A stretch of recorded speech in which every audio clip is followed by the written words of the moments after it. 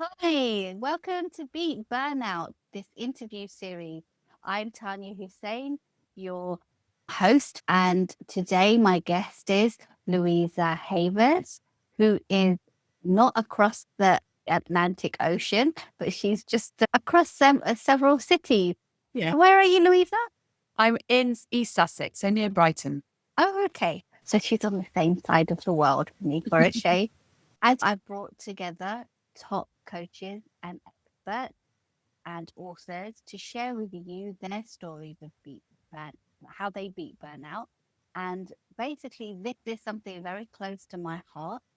I was a social worker who was burnt out, and this is really geared for healthcare professionals, social workers, anyone that has been giving to themselves, has been giving to others, but hardly ever giving to themselves. And they find themselves really stuck. They find themselves really depleted, lacking energy and motivation, and they're looking, what can they do? So let me tell you a little bit about Louisa. So Louisa Havers is the creator of Your Impassioned Life, a transformational life coaching program for men and women who want to reinvent themselves so they have the courage, confidence, and consciousness to do the work they love. She's one of the first 30 energy alignment mentors in the world, planet healer, and an international life and business coach. Louisa has a psychology degree, counseling diploma, and senior management diploma, and is also a certified coach, and has worked with over hundreds of people in the last 6 years, empowering them to make life changing transformations so they love the life they live. Louisa has appeared on the international radio station, Coach on Fire, and Louisa has been on the hamster wheel of survival. One there took herself out of her comfort zone, leaving her senior executive job in social services to reinvent herself as an entrepreneur, running a successful network marketing business and international life coaching business. Louisa works very intuitively and combines the knowledge of energy psychology, executive leadership, expertise, and business startup mentoring to support your transformation and reconnection with yourself and clarity about your life purpose so that she can help you reach your full potential and have fulfillment in love and abundance in your life. So, can you tell me about your time and job in social services? And what were the high points as well as the low points for you? Sure. So I was with social services for, it was 13 years. I joined thinking I'll only be there for 2 years, then stayed. And during my time there, I did a range of jobs. So I started off as managing in older people's services, as managing home care, daycare, resi care, and then moved into strategy. And the last 8 years was leading on performance and engagement, and then into leading on community safety, which I loved. And I loved the bits that I loved about it. I loved helping people and really loved the massive impact that you can make on your local community when you're developing services. I love the bit that I absolutely loved was creating new services. So you'd get a pot of money and you'd be asked to work with the commissioners to go and create a new service, whether it's for improving outcomes for people who are living with domestic abuse, whatever it might be. So I worked across a range of issues there in community safety. Of course, whenever you're making changes, what comes with that is restructures. And that is just like the dark side of what has to happen when you're developing services and things, and really didn't like that. And like most people who I think in the public sector, if you've been in there for any length of period of time, you're not going to have been part of one restructure. You'll have been part of many. And you become quite an expert at going through them, but they are horrible into the sense of whether you're, so I was part of them, I led them, and I just didn't like those at all. I think those are real low points because they're very stressful for people, and it can affect people, affects people's relationships in the workplace. Whole dynamics change, don't they? And then also often it can affect people in the stress that they have with whatever they've got going on at home as well. I think anything to do with restructures, I would put them up there as low points, along with performance management and all that kind of other that you have to do within the workplace. But so I didn't enjoy those parts of working in social services. What was the darkest point, would you say?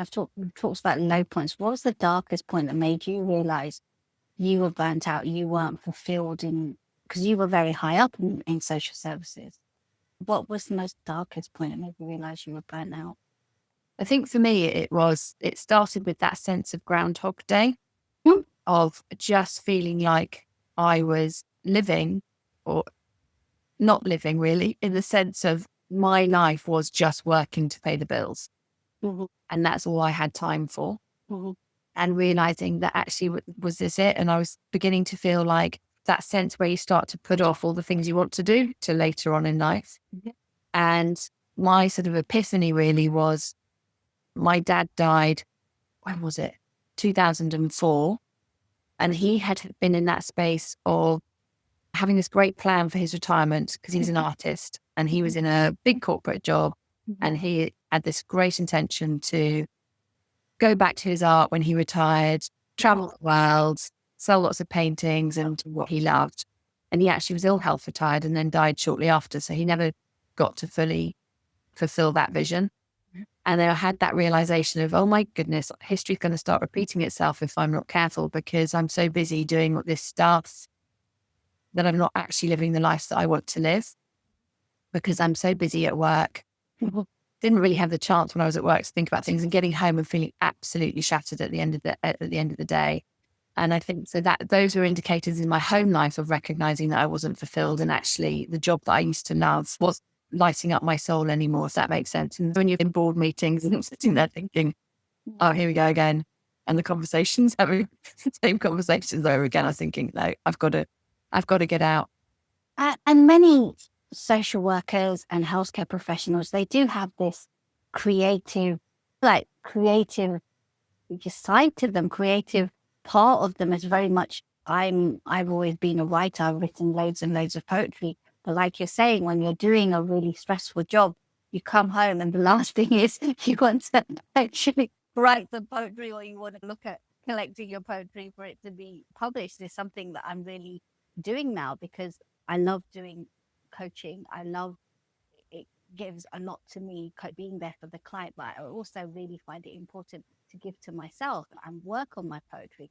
So can I just ask you, what was you mentioned your father. What was that the specific moment that you realized that you needed to do something different? I would say it was a culmination of things. That was one turning point for me. I didn't leave until 2 years ago. So we're in the 2016. Mhm.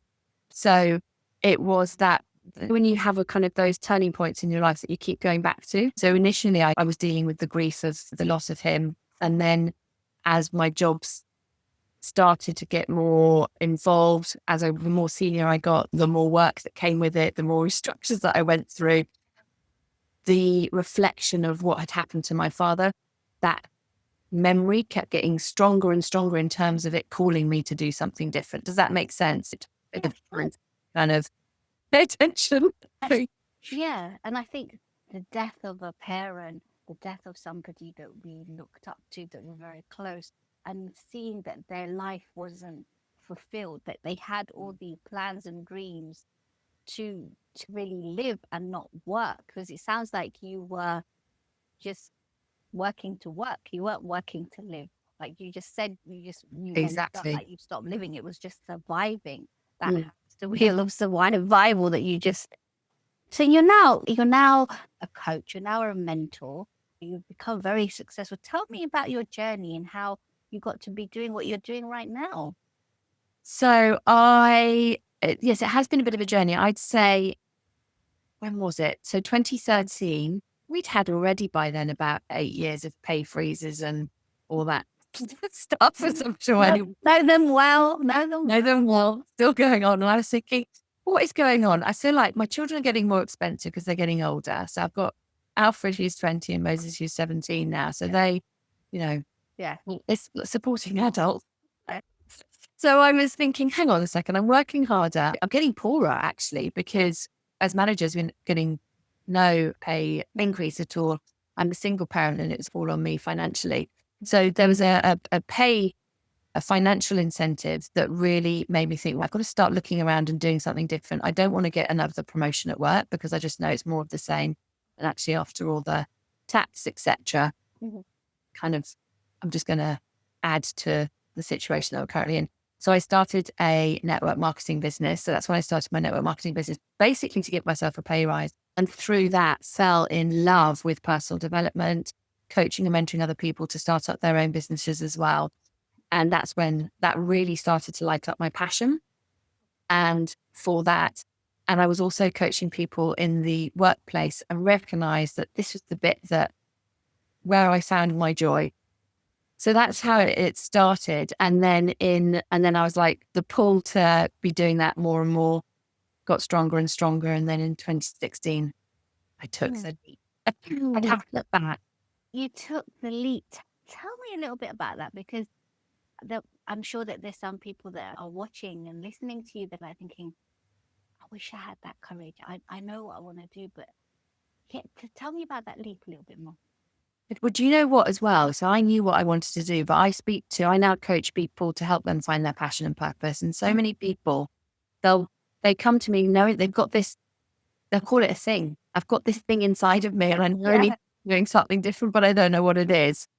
And that's the first step, is recognizing that you're in the wrong place. It might have been the right place for you at one point, but you're in the wrong place now because your soul is just going, come over here at somewhere different.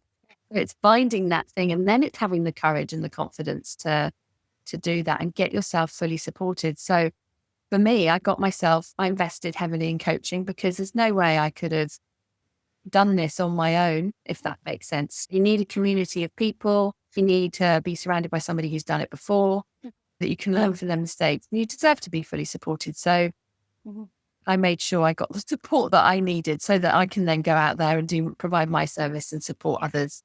Yeah. And it's scary taking that leap. It's a leap of faith. It's a leap of courage. It's a leap into the unknown, isn't it, Louisa? It's not easy, but having that support of your coaches and kind of mentors really does, it helps you, because you can't do it on your own, can you? You can't do it on your own. What strategy do you use to beat burnout? Because we were talking earlier and you actually said, because you were in social services, you actually met a lot of social workers that were burnt out. What did you notice in them? Tell me about what did you notice kind of made you think that these are people that are burnt out, they need to be. So the people that I was speaking to in social services, and I can say I think these symptoms are reflective across the piece really in terms of what I see with clients that come to me, that some of them are from social services, other public sector organizations, and others with different backgrounds. But it's that feeling of overwhelm, and I'd say anxiety would probably be the two things that people might not say I'm burnt out. Sure. Yeah. Do you know what I mean? But they'll come with, I'm completely overwhelmed. There's so much work to do. I feel like I can't stop. I work in the evenings. I'm working at the weekends. 9 to 5 and then stop, go and have a laugh. And if they do take downtime, then they get sick or they're having to recover. They're having to sleep. So they're actually not having any fun in their life. So it's often people, when they start saying they're feeling overwhelmed or anxious or I'm too busy, are alerts for me in terms of really, let's just check in there and what else is going on. Because then what happens is, of course, and I'm sure you'll recognize this as well, of course, it starts to have an impact on people's health, whether it's digestive issues, bloating, IBS, all that stuff. They're signs of people burning out. And then often it triggers into other sort of more serious things in terms of whether I've had so many since I've left through breakthrough calls with people who they know they've burnt out. They've then ended up having to take long-term sick off work. That's the trigger for them then thinking, I never want to put myself through that again. So they start looking at stuff, but really we need to stop people ever getting to that point. So they're not getting pneumonia or chronic fatigue and putting their bodies through that. And I'd say as well, emotional detachment. When people feel they are not feeling joy, so it's like it can come up as anxiety or completely cut off from an energetic perspective now would describe that they're living so much in their head, they've had to completely detach themselves from the feelings because they can't go there because they're just so busy and overwhelmed. that everything is up here, and that they're thinking that they can't even connect with the people that they're providing the service with to anymore because it's just too much. And that's pretty dangerous when they become so cut off from their emotions. As a social worker, I find that I really need to feel what my clients are feeling. I really need to be what's called empathetic, not sympathetic, empathetic. And when I feel, I haven't got to that point, when I feel like I'm not going to be able to imagine what they're feeling, I can't always understand, but if I can't even imagine what they're feeling or even try to feel it, that you lose your, when I say, yeah, maybe this is a bit too harsh, like your humanity, you become like a robot, like you're saying that you're just ticking the boxes. Yeah. And that is really dangerous. It's dangerous for you as a professional. It's dangerous for the client. And it's just dangerous all around because you're not giving that 100% because you need to be there for your client or your patient. And I think that's a really brilliant point that you've just said, Louisa, that emotional, is it dissociation that you're all in your head and you've completely stopped feeling. You've completely stopped feeling. And as coaches, that's what we constantly say. What is it that you want? Because sometimes it's your head and your heart and your spirit all working together and your gut all working together to drive you to the point of what is it that you really want? What is it that really provides you with joy? That alignment that's the kind of work that you do to fully align yourself with what is your purpose. And I think for a lot of social workers and healthcare professionals, their purpose, their calling has been to give to others, but not necessarily their current job is what is aligned with their purpose. Or it can be, but they need to tweak how they're doing their job. They need to radically shift their energies to how they're actually doing their job, their profession. Would you say that's right? Oh, absolutely. There's so many clients that come to me saying they want to change their jobs. They're hating their jobs now, but actually through the energy work, when you reconnect the head, the heart and the hara, like you say, your gut, and be fully in alignment with your spirit and change the energy around it, people have said, oh my God, I love my job again. And they came thinking, okay, I need to find the courage to leave my job. Yes. To do X, Y, and Z. But actually it was reconnecting with yourself. Yeah. Find yourself again, the love and the joy in your own life. And then for some people, they are in the right place. And for others, they've then got the courage to take action, to go come up with a plan to find out where should they be? There was something else that you were like saying something about the fact that you completely cut yourself off from your feelings. And I remember when I was really, really burnt out 18 months ago, I hadn't actually stopped feeling within my work. I was still really very empathetic with my clients and being there emotionally, feeling very sensitive.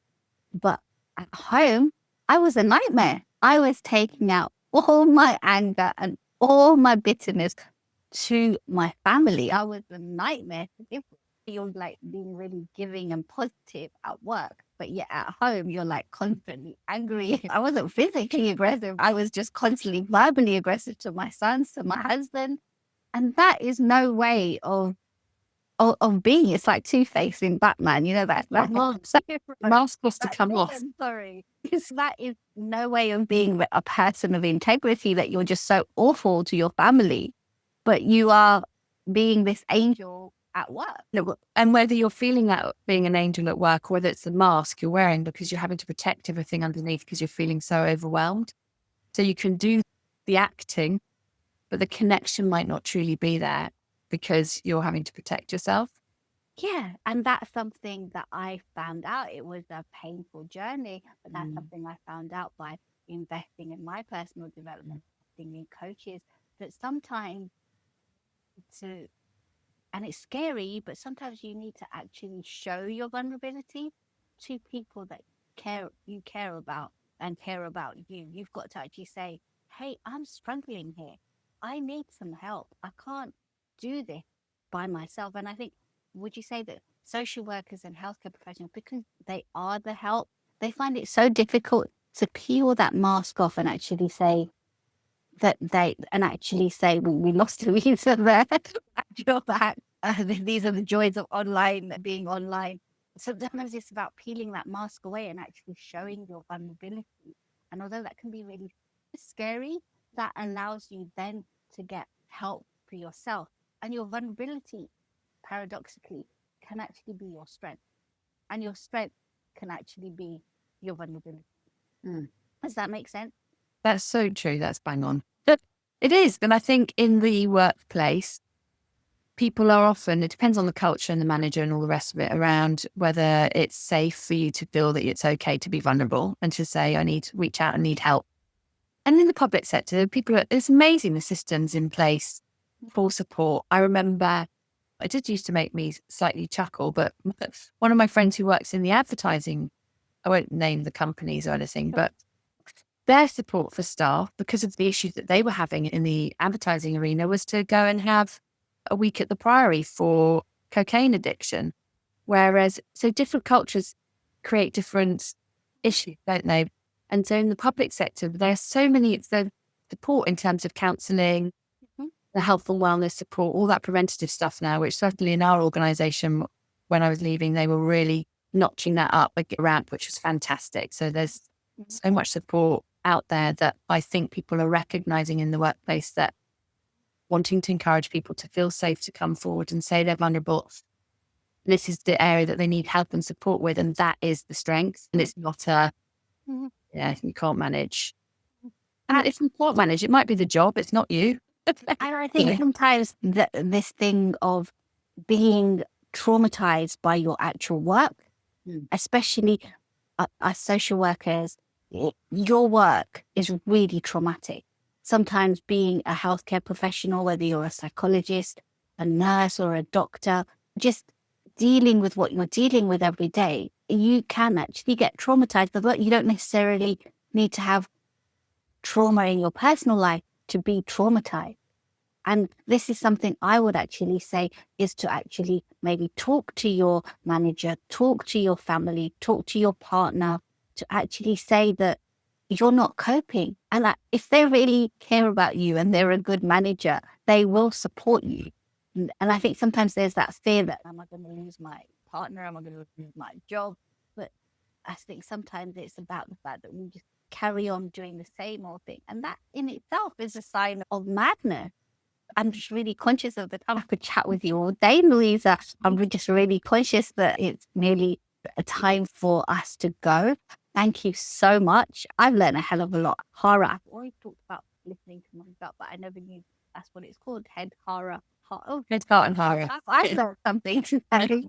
And thank you for joining me for Beat Burnout interview series.